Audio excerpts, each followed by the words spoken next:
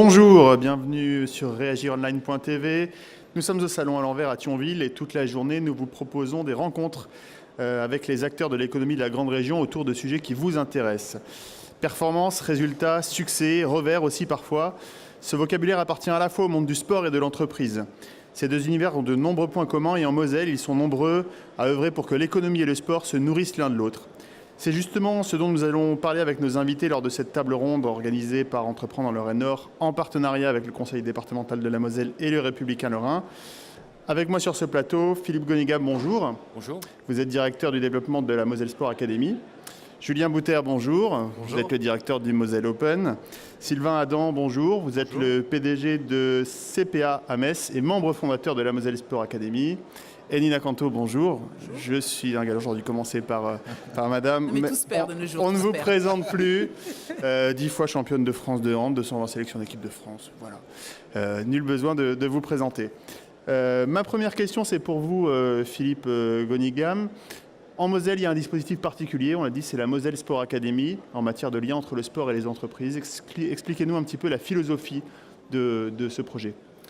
Alors, la Moselle Sport Academy est un dispositif qui a vocation à sécuriser le parcours des sportifs mosellans et dans l'idée de les garder le plus longtemps possible et de les voir s'épanouir sur le territoire.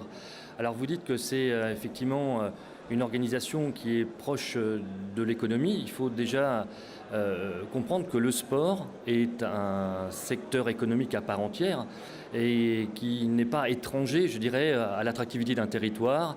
Et le lien qu'on a pu mettre en avant entre le sport et l'entreprise, c'est simplement qu'on a un véhicule juridique qui est un fonds de dotation qui nous permet d'avoir autour de table autant la collectivité que le mouvement sportif et les entreprises. Voilà la particularité du projet. Alors sur le service qui est proposé aux sportifs de haut niveau et aux sportifs professionnels, il tourne autour de, quand on parle de sécurisation, de leur formation, de l'accompagnement à la performance jusqu'à leur transition professionnelle ou reconversion. On comprend bien ce que les sportifs ont gagné dans ce dispositif. Sylvain Adam, vous pouvez peut-être nous éclairer sur ce que les entreprises ont à gagner à investir dans la Moselle Sport Academy et à mettre de l'argent finalement dans cette opération. Alors, le premier point, je dirais, il y a la partie fiscale, mais ce n'est pas la plus importante quand on rejoint la Moselle Sport Academy. Néanmoins, il y a des dispositifs de défiscalisation. Et le fonds de dotation sert à ça, c'est-à-dire de faire le lien entre les sportifs, le monde de l'entreprise et également de l'institution qui a instigé par le département le fonds de dotation. Donc effectivement, c'est le réceptacle de ressources économiques qui sont redistribuées en direction des athlètes. Bon. Donc effectivement, il y a un cadre fiscal qui est relativement strict et qui encadre l'ensemble de la collecte. Ensuite, les entreprises ont l'intérêt pour une entreprise de rejoindre le fonds, c'est d'une part, la possibilité de s'identifier à un certain nombre d'athlètes locaux, puisque l'objectif, comme l'a rappelé Philippe, c'est de maintenir, de faire en sorte que les athlètes qui font partie de l'élite mosellane puissent rester sur le département de la Moselle et s'épanouir près de nous. Donc ça véhicule quand même des images de performance, de vivre ensemble, de persévérance, dans lesquelles un certain nombre d'entreprises peuvent s'identifier et utiliser ces valeurs. Voilà. Et par ailleurs, j'ai perdu le fil de ce que je voulais dire, je m'en excuse. Pardon. Donc ensuite, on a créé, ou on est en passe de créer, si vous voulez, à l'intérieur de Moselle Sport Academy, il y a un club entreprise qui permet à l'ensemble des entreprises partenaires de pouvoir, au cours de rendez-vous ou de rencontres autour d'un événement sportif ou autre, de pouvoir échanger sur un certain nombre de valeurs. Donc c'est également un lieu d'échange, la possibilité d'utiliser les valeurs du sport au travers de l'échange, parce que les sportifs de haut niveau, Nina en est le meilleur exemple, nous apportent du rêve à un certain nombre d'entre nous. Voilà, donc c'est d'abord une question de passionné, mais après, à l'issue de tout cela, il y a quand même le partage et la rencontre entre les différents individus. Voilà. Nina, justement, qu'est-ce qu'un sportif de haut niveau peut apporter à un chef d'entreprise aujourd'hui ? Mais moi, je pense tout simplement que toutes les valeurs dont on a besoin pour faire une carrière dans le haut niveau, on peut les transposer en entreprise. La détermination, l'organisation, aimer les travailler, parce que je pense que ça, c'est primordial dans les entreprises. Et aussi, je pense que l'image qu'on renvoie ou la notoriété qu'on peut avoir, elle peut tout à fait être bénéfique pour une entreprise.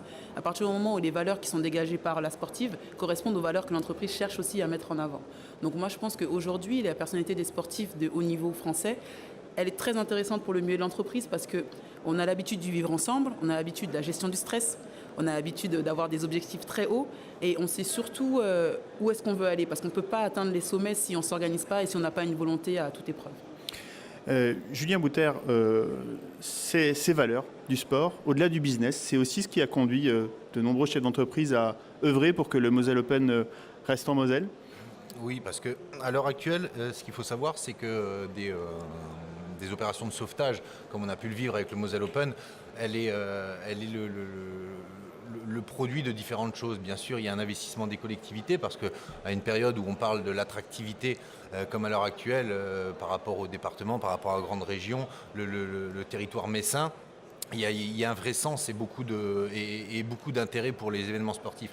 Après, il y a ce monde de l'entreprise, et ce qu'il faut savoir, c'est quoi ? Il y a une quinzaine d'entrepreneurs du territoire, une fois de plus, qui ont cette fibre, cette vocation à rendre au territoire ce que le territoire leur a apporté en termes de réussite professionnelle. Donc il y a vraiment cette volonté de réinjecter une partie des bénéfices aussi et des profits en termes d'argent, puisque ça a un coût, mais aussi en termes de savoir-faire et d'investissement. Et puis après, il y a un domaine qui est capital aussi et qui nous touche de très très près, c'est la dimension sociale, le nombre de gamins qui sont touchés, la possibilité d'inviter des associations, de faire rayonner le territoire. Donc voilà, c'est vraiment l'association et l'alchimie entre ces trois domaines qui est indispensable une fois la mise en place d'un événement comme le Moselle Open, mais aussi à le faire perdurer et le pérenniser dans le temps. Ça vous a surpris cette capacité du monde de l'entreprise à se mobiliser pour sauver ce tournoi ? Non, parce que souvent on parle de personnes et de groupes de personnes, mais quand on réfléchit et qu'on prend chaque personne par rapport à une seule entité et son savoir-faire, sa personnalité, qu'on arrive à créer du lien entre tous ces gens et surtout qu'on est capable de s'unir pour un même objectif, même si les intérêts sont différents, on est capable de faire de grandes choses. Et en termes d'exemplarité, voilà ce que les entrepreneurs du territoire ont été capables de faire, parce que ce qu'il ne faut pas oublier de dire, c'est que le tournoi avait 1,5 pied à Taipei, et donc dans ce cas-là, c'est tout un domaine économique qui est bouleversé, puisque vous parliez au début de cette valeur d'économie et du sport. Il faut savoir que le tennis en Moselle, ça représente 600-700 emplois. Donc c'est pas neutre. Donc bien sûr, ce sont les clubs, ce sont les ligues, mais les emplois qui sont générés directement par le Moselle Open, ils dépassent les 100-110 CDI en emploi direct et indirect. Et ces choses-là, elles se répartissent définitivement de notre territoire. Donc ce sont des richesses et il faut être capable de prendre ses responsabilités et de maintenir des événements comme celui-là. Pierre Gonigam, on a une idée de ce que pèse l'économie du sport dans l'économie du département ? Alors certainement, je n'ai pas les chiffres et on aurait dû peut-être préparer cette question, mais évidemment, il y a un poids économique qui est évident. Et Julien parlait d'emploi. On parle d'économie, de chiffre d'affaires, mais en volume d'emploi, on a des références qui sont quand même importantes. Donc une entreprise qui aujourd'hui génère des centaines d'emplois, voilà, c'est quand même important, surtout dans notre département. Nina Canto, on parlait tout à l'heure de la Moselle Sport Academy, le fait de savoir qu'il y a comme ça ces entreprises qui se mobilisent pour offrir une sécurisation à certains sportifs de haut niveau, les fixer sur le territoire, c'est rassurant quand on est un jeune sportif et qu'on veut tenter de faire une petite carrière dans le haut niveau. Oui, je pense que c'est vraiment rassurant et c'est peut-être ce qui a manqué quand moi j'étais jeune. Il y avait une angoisse en début de carrière de ça ? Il y a eu une angoisse en début de carrière énorme parce que quand on fait du sport de haut niveau, c'est énormément de sacrifices. Avoir un parcours scolaire parallèlement à une carrière de sportif de haut niveau, c'est compliqué. Moi, j'ai fait un DUT Tech Deco, je me suis retrouvée à me faire opérer les 2 genoux, tout simplement parce que l'emploi du temps était trop dense et que c'était pas assez aménagé pour pouvoir vraiment accomplir mes 2 missions en toute sérénité. Et je pense qu'aujourd'hui, on parle beaucoup de sponsoring financier des clubs, des entreprises qui investissent dans les clubs en donnant de l'argent. Mais il y a une question qu'il faudrait qu'on se pose. Est-ce que ce ne serait pas bien aussi à un moment donné de proposer des formations pour des sportifs en fin de carrière. C'est-à-dire qu'un sportif qui a fait un certain nombre d'années dans un club, sur ces 4-5 dernières années, pourquoi les entreprises partenaires, parce qu'on parle de crise et qu'ils ne peuvent pas augmenter leur partie partenariat, pourquoi ils ne proposeraient pas justement ce style de formation selon les personnalités des sportifs qui sont présents dans ces clubs? Moi, je pense que c'est très important. Quand on parle de la reconversion, on appelle ça aussi la petite mort. C'est quelque chose qui est très important, dont on ne parle pas beaucoup. Vous portez haut les couleurs de la France, vous portez haut les couleurs d'un club, mais à la fin, vous restez quasiment seul. Moi, j'ai eu la chance de faire partie du dispositif de la Moselle Sport Academy, donc Philippe m'a vraiment suivi tout au long de ma reconversion. Aujourd'hui, je suis contente d'avoir trouvé un emploi, mais croyez-moi que l'année, elle a été compliquée aussi bien psychologiquement que physiquement. Ce qui est très important à dire dans tout ça, c'est qu'au début, Nina a parlé d'une chose qui était très importante, c'est les qualités que le sportif peut développer en termes de connaissance de soi, de travail, on ne va pas les énumérer. Mais par contre, ce qui est important, un chef d'entreprise, c'est pas parce qu'on a été sportif de haut niveau que notre profil va intéresser un chef d'entreprise. Mais par contre, si on est capable de lui apporter la preuve que ce qu'on a appris dans le monde du sport, on est capable de le transposer, on a des acquis théoriques de travail. Et c'est dans ce sens que la Moselle Sport Academy a un sens et une importance qui est capitale. Pourquoi Nina a pu rebondir? Alors 1 an, c'est sûr que c'est pas simple. Mais on voit dans son discours et dans son approche, tout est déjà très cadré. Elle connaît exactement ses plus-values, ce qu'elle est capable de donner. Et se connaître dans le monde de l'entreprise et transposer ses valeurs, c'est quelque chose d'essentiel et qui n'est pas inné chez le sportif. Parce que le sportif, quand il arrête, pour lui, il se dit je savais faire du sport, mais maintenant je ne sais plus rien faire. Et donc, si on est capable de mettre le doigt sur ses qualités et les transposer au monde de l'entreprise, là, par contre, un sportif devient très intéressant pour une entreprise. Il y a du chemin à faire là-dessus sur la reconnaissance des acquis, de ce que peut apporter le sport. Alors, effectivement, alors je rebondis sur les messages qui ont été portés par Nina et Julien.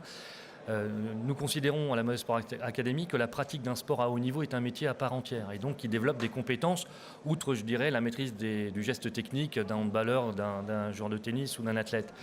En tous les cas, donc, les compétences qui sont liées à la pratique touchent des domaines très très variés comme la communication, le droit appliqué au sport professionnel, voire même des compétences linguistiques. Et donc, quand on reprend la logique de reconversion et qu'on a une entreprise en face de nous, clairement l'entreprise ne recrute pas un sportif, elle recrute un collaborateur. Et donc notre travail, c'est de faire cette transition et de transformer le sportif de haut niveau en une personne opérationnelle pour une entreprise déterminée avec des missions déterminées. Et c'est un travail qui effectivement amène à des valorisations d'acquis, à de valorisation d'expérience, mais également de la formation. Et cette transition professionnelle, enfin en tous les cas dans l'entreprise, on le maîtrise très bien. On peut passer d'une activité à l'autre, d'un métier à l'autre. Et c'est un message qui est dédié bien sûr aux sportifs, mais également à tous les universitaires.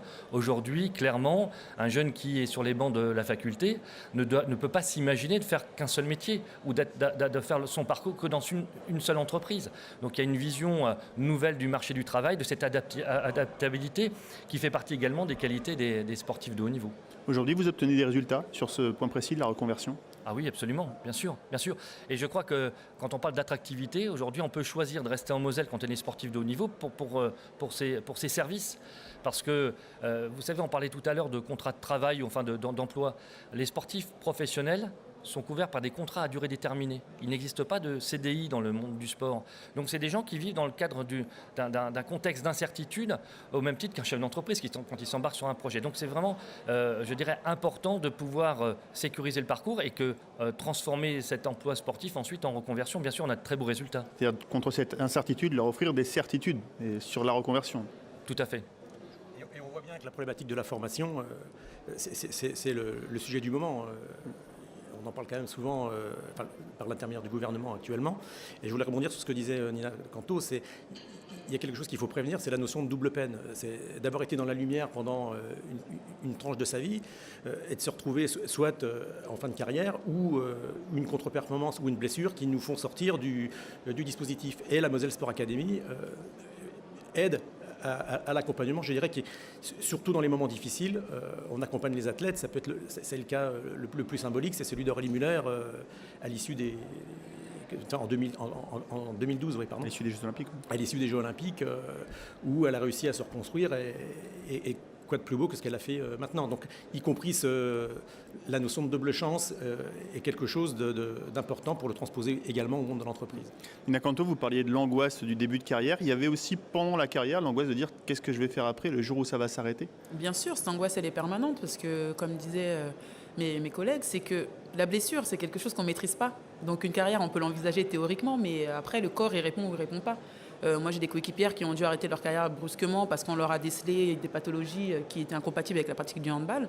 Elles se sont retrouvées à 23, 24 ans sans savoir quoi faire. Après, je pense que ce qui est compliqué, c'est que le sportif a envie de faire des choses. Je pense que le sportif a envie d'étudier. Moi, le souci que j'ai eu quand j'ai fait mes études, c'est que je me retrouvais confrontée à des profs qui me disaient, quand j'avais loupé un mois de cours parce que j'étais en sélection nationale, « Oh, mais t'es pas venu depuis un mois, il va falloir faire un choix ». Le problème, c'est que le choix, il était fait, c'est que je voulais faire les deux. Et en fait, se retrouver confronté à ce genre de personnes, je pense que c'est encore un obstacle en plus pour ces sportifs qui sont motivés. Là où la Moselle Sport Academy peut être un vrai tremplin pour les jeunes sportifs, c'est qu'il y a des matières qui sont intéressantes, comme justement la gestion de patrimoine, parce que selon les sports, on peut se retrouver à gagner des sommes faramineuses du jour au lendemain.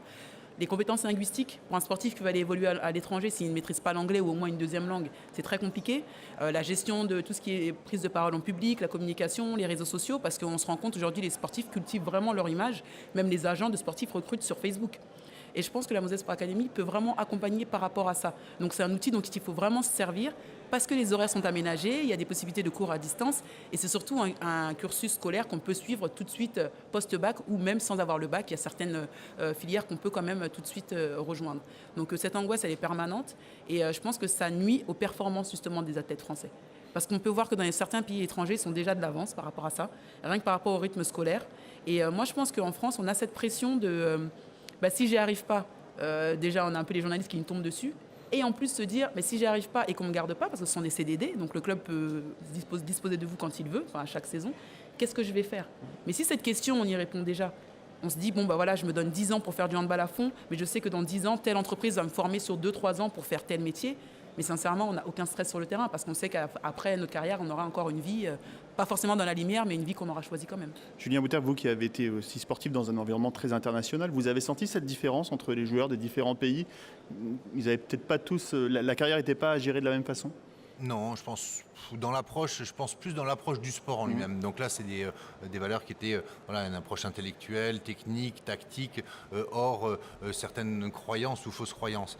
Mais là où la chose, et je pense que les pouvoirs publics ont un rôle qui est déterminant dans tout ça, c'est que le sportif de haut niveau ou professionnel, c'est le seul métier qui n'a pas de nom, qui n'est pas cadré. On n'est pas sportif professionnel.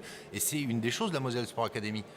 C'est que comment vous voulez qu'on existe dans une société si on n'existe nulle part? C'est reconnaître que c'est un métier. Un intermittent du spectacle, un chanteur ou autre, il est intermittent du spectacle. Le sportif, il n'est rien, c'est un travailleur indépendant.